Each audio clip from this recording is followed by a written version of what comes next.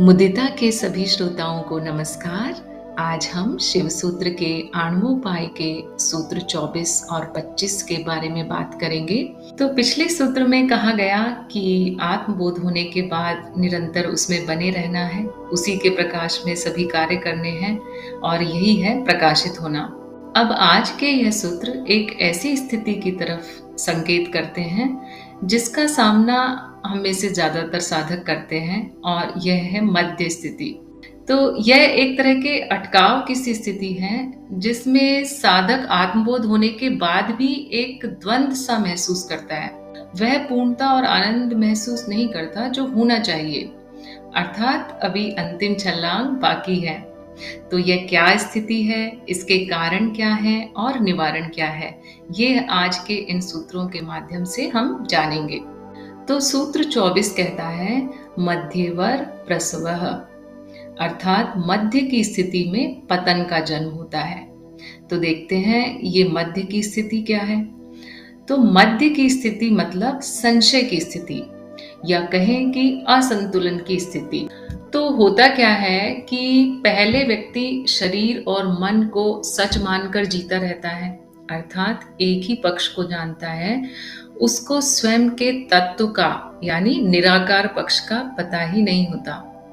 जब आत्मबोध हो जाता है तो उसे पता चलता है कि मैं निराकार तत्व हूं और तब वह शरीर और मन को नकारने लगता है, यानी वह शरीर और मन को स्वीकार ही नहीं कर पाता है। और बहुत सारे साधक तो देखा होगा कि इस शरीर की, मन की, संसार की उपेक्षा करने लगते हैं।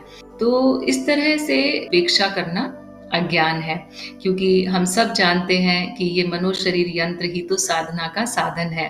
तो यदि इस अस्वीकार भाव के कारण ये द्वंद की स्थिति है तो इसका मतलब क्या है कि अभी पूर्ण ज्ञान नहीं हुआ। तो पूर्ण ज्ञान या वास्तविक ज्ञान क्या है कि शरीर और मन भी यानी ये साकार भी निराकार का ही प्रकट रूप है, कुछ भी तो चैतन्य से भिन्न नहीं है। कोई भी चित्त वृत्तियां अनावश्यक नहीं है, केवल उनका अतिरेक नहीं होना चाहिए। तो पूर्ण रूप से स्वीकार भाव होना चाहिए। दूसरे ऐसी अटकाव की स्थिति तब पैदा हो सकती है कि कई बार क्या होता है कि साधक को पता भी नहीं चलता और वह आध्यात्मिक अहंकार यानी स्पिरिचुअल ईगो में जीने लगता है। वह शाब्दिक ज्ञान में फंस जाता है और यह शाब्दिक ज्ञान उसके अहम का पोषण करते रहता है। अब जब अहम का पोषण हो रहा है तो फिर आत्मबोध में स्थिति नहीं हो पाती, क्योंकि आत्मबोध में स्थित होने का मतलब है अहम का पूरी तरह गल जाना। तीसरे ऐसी द्वंद की स्थिति विलीनता को लेकर होती है। साधक में ऐसा भाव होता है कि साकार से निराकार में गति होने से कहीं उसका अस्तित्व ही तो समाप्त नहीं हो जाएगा। तो इस तरह इसके जड़ में एक डर छुपा होता है। क्या होता है कि जन्मों जन्मों से यह जीव साकार में जीता आया है, जहां पर स्थूल इंद्रियों से जो अनुभव प्राप्त हो रहे हैं वह उन्हीं का आदि है, वही उनके लिए सत्य है। तो विलीनता की स्थिति कैसी होगी, वहां क्या है क्या नहीं, यह उसे कुछ स्पष्ट होता नहीं है।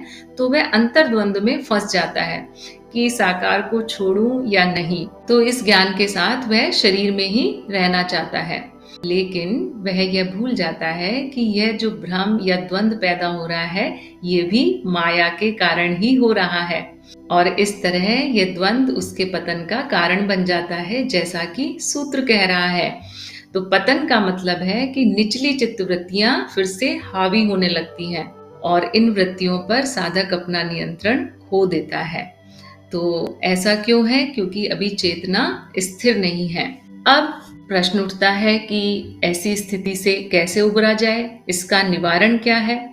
तो यह बात अगले सूत्र में भगवान शिव बता रहे हैं। तो अगला सूत्र यानी 25वां सूत्र कहता है मात्रा स्वप्रत्यय संधाने नष्टस्य पुनरुत्थानम, अर्थात आत्म स्वरूप में विश्वास की दृढ़ता बढ़ाने से नष्ट हुए का पुनरुत्थान होता है।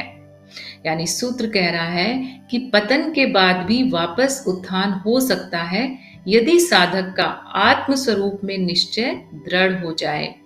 तो दरअसल क्या है, अगर आप ध्यान दें तो द्वंद्व पैदा होने का मूल कारण आसक्ति है। ये निराशा, डर या अहंकार जो भी प्रकट हो रहा है वह आसक्ति का ही रूप है। कैसी आसक्ति? अपने मैं के प्रति, इस व्यक्तित्व के प्रति। तो आसक्ति का अर्थ है कि अभी ये जो आभासी मैं है उसको सत्य माना जा रहा है, लेकिन ज्ञान क्या कहता है कि व्यक्तित्व मिथ्या है। तो जो अहम, जो मैं है ही नहीं, उसको खोने का डर कैसा? तो यदि ऐसा डर है तो इसका मतलब है कि स्वयं के चैतन्य होने के निश्चय में कमी है, या कहें कि चेतना अभी स्थिर नहीं हुई है, इसलिए वह आनंद में स्थित ना होकर द्वंद्व में फंस गया है। तो यदि यह निश्चय दृढ़ हो जाए कि मैं संपूर्णता से अलग कोई व्यक्तित्व नहीं बल्कि निराकार ब्रह्म हूं, तो आसक्ति और डर समाप्त हो जाते हैं और फिर से चेतना के उत्थान से चित्त मुक्त अवस्था की तरफ गति करता है। तो इस प्रकार संशय की स्थिति में जो निचली वृत्तियां अनियंत्रित हो जाती हैं और सीमित होने का आभास करवाती हैं, उनको नियंत्रित करने का एक ही उपाय है, अपनी सीमितता को भ्रम जानकर नकार देना कि ये इल्यूजन है और मैं असीमित अनंत हूं, इस निश्चय में दृढ़ रहना।